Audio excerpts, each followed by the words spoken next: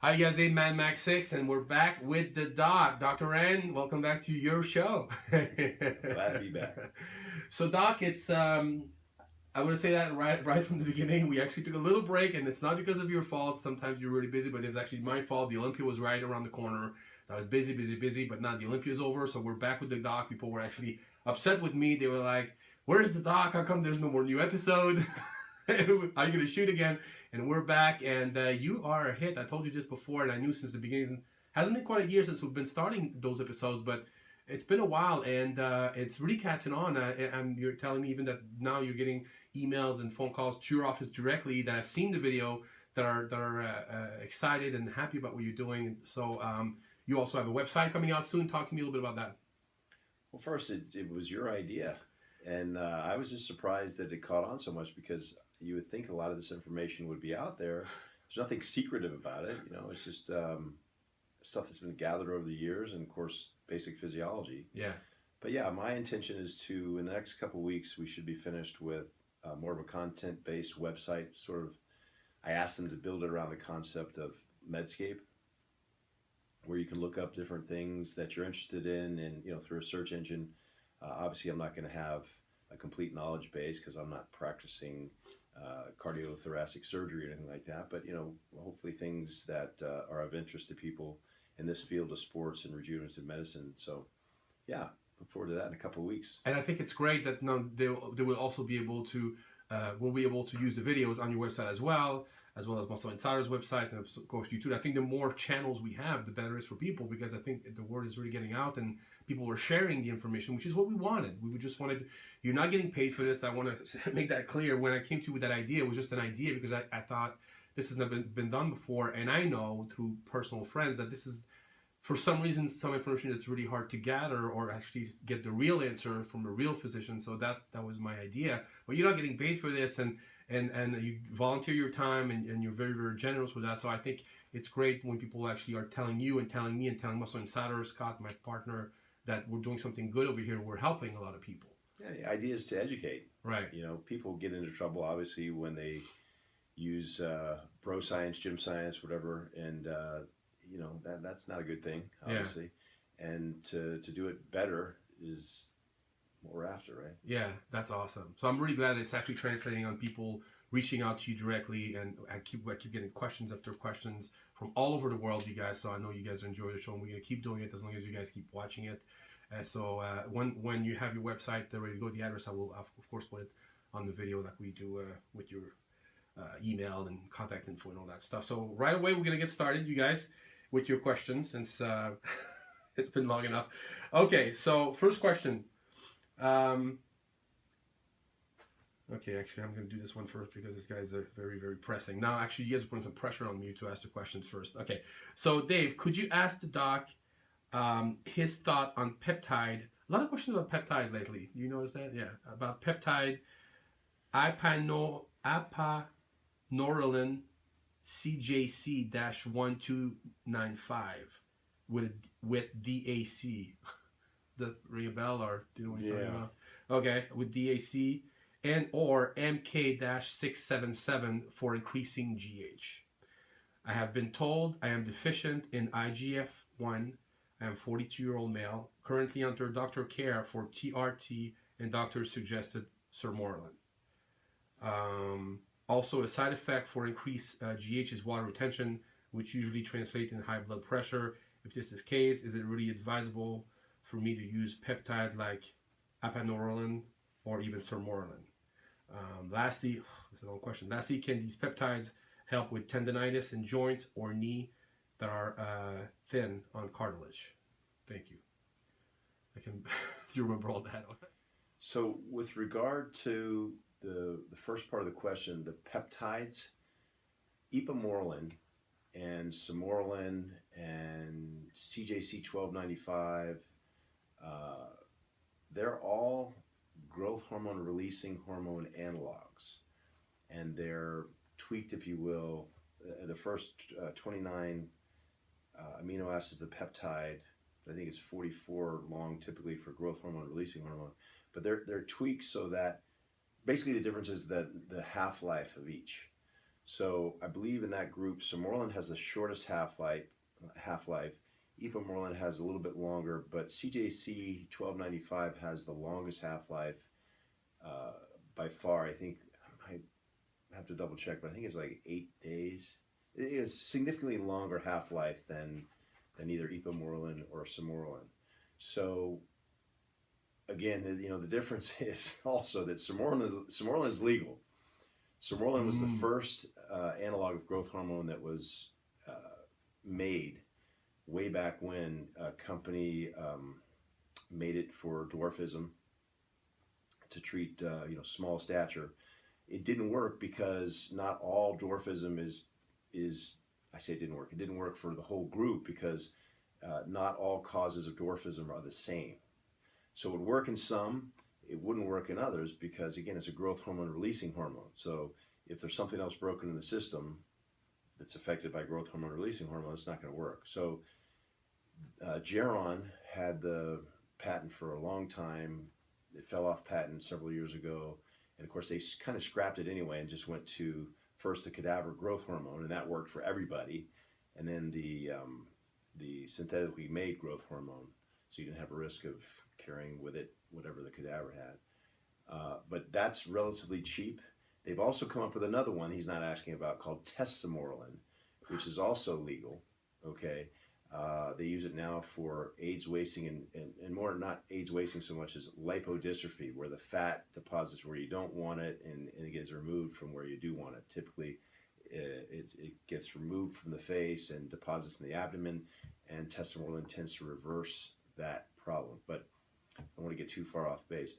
The main thing is those others, Ipamorelin, CJC 1295, those aren't legal. So those are research peptides that in the United States anyway are not legal. I know they're obtainable, but that's obviously a difference I have to point out. The MK677 is actually not a peptide. It's a non-peptide, but it is not a growth hormone releasing hormone. It actually acts just like growth hormone. And that one looks pretty neat. The research, again, it's not legal, but the research that's been done, and I think it was done in the journal of GCEM, an endocrinology journal, and there was a double-blind, placebo-controlled study that showed that it worked pretty well to raise your IGF-1. I think in the first week, the results were mixed, but by the second week, there was a big difference between the control group and the research, or the group that was using the MK677. There was significant weight gain, nitrogen balance increases, so all the things that you want from growth hormone. Which leads to the last part of the question is, will growth hormone help with tendons, ligaments, and cartilage? Mm-hmm. It should. It definitely helps with intact tendons. Mm-hmm. Certainly intact, meaning it'll help strengthen them, as opposed to if you have a torn tendon, partial tear, you're not going to repair where the tear is. You can help strengthen the remainder of the tendon. Around it, yeah. Yeah, but so there's just, by default, there's less effect with growth hormone for something where you already have an injury. Now, yes, it can help support regrowth and re-strengthening of something that's torn, more for a tendon than a ligament, and it can also help with cartilage. We're not sure how it helps. For example, we have hyaluronan, one of the Orthovisc or Synvisc that we inject into the knee, and somehow it helps. The studies show that after a month, they can go back in the knee and they don't see any of the active substance hyaluronan, and yet it's not until after a month that you start to see regrowth of the cartilage. So yes, it's a good thing. The side effects that he refers to about water retention and possibly high blood pressure. First of all, well, it's third spaced water, so it's not typically in the cardiovascular system. It's where it's not supposed to be. So it can give you a reading of increased blood pressure because you've got a cuff on your arm, mm-hmm. and you've got extra water there. But I guess the point, I wouldn't necessarily consider it contraindicated if someone's got hypertension. However, you might be using too large a dose. Typically, 2 IUs or less of growth hormone will keep the side effects at bay, the sore joints and the water retention. And the studies show, most of the studies of otherwise healthy people, just old, are using, about 1.8 to 2 IUs of growth hormone. Other studies, typically with HIV infected patients, will go as high as 6 IU. Typically, if you ramp up, if you start with 1.5, 1.8, or 2 IUs, 2 IUs or less, you're usually pretty safe. Although I've seen people blow up with less than that. And if you start with that and then slowly increase, go to 2.5, 3, or whatever's indicated, then you won't have the problem with the water retention. So if you step up, your body gets used to it, and so the body adjusts slowly. Yeah, and when I say step up, I'm talking about 2 weeks at a time. You start off with let's say the 2 IUs, and if it's indicated to go to 3, work your way up. And of course, if all of a sudden you notice that you're starting to retain water, you're getting joint pain, then you back down a little bit, and again, eke your way up to the indicated dose. That makes sense. All right, thanks, Doc. Okay, next question. Can you please ask the doc, what does he think of Aromasin for women to get slim and muscular? I want to give it to my wife to help her get in top shape. She's totally natural, by the way. Well, I love your face. Well, no, I mean, people like to extrapolate one thing to another, and the problem is physiology gets in the way a lot. Aromasin is an aromatase inhibitor that's like Arimidex, or the generic is an Anastrozole or Femara brand, and Letrozole, the generic. You're going to stop the conversion from testosterone into estrogen. That can be a good thing if you have excess estrogen, and certainly also if you have estrogen-sensitive breast cancer, which is pretty much why they invented the drug. But with males, excess estrogen really makes you hold a lot of water. But we do need some estrogen for cardiovascular health, for brain health, for joint health, and so the buzzword there is excess estrogen. Okay, now guys are meant to have a small amount and a steady amount, but women are obviously plumbed differently and designed to have big swings in estrogen for reproductive purposes, so they can handle a lot more estrogen without the side effects of excess water retention, tending toward more fat retention, and what comes with excess estrogen, the moodiness and irascibility. But to think that you can reduce estrogen and therefore reduce fat is not going to work. And physiologically, that's not what's happening. Now, you can reach a little bit and say indirectly, if she's a big converter, if she's very estrogenic, that by blocking that conversion in the liver using aromatase from testosterone into estrogen, you might increase her testosterone thereby. It's not so much the decrease in estrogen, although if she's really estrogenic, that would also help. Maybe there'd be less water retention and less fat.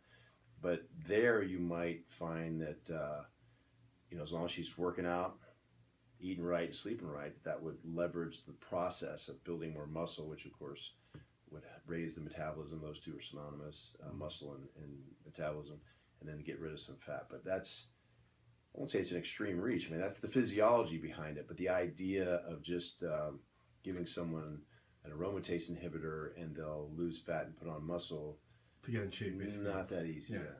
All right. Well, I understand the rationale. Yeah. But, it was very important for him that I asked you today. So there we go.